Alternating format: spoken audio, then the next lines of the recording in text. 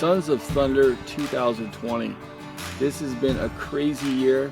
I know for a lot of families with the COVID, what things can and cannot happen, things that have been canceled.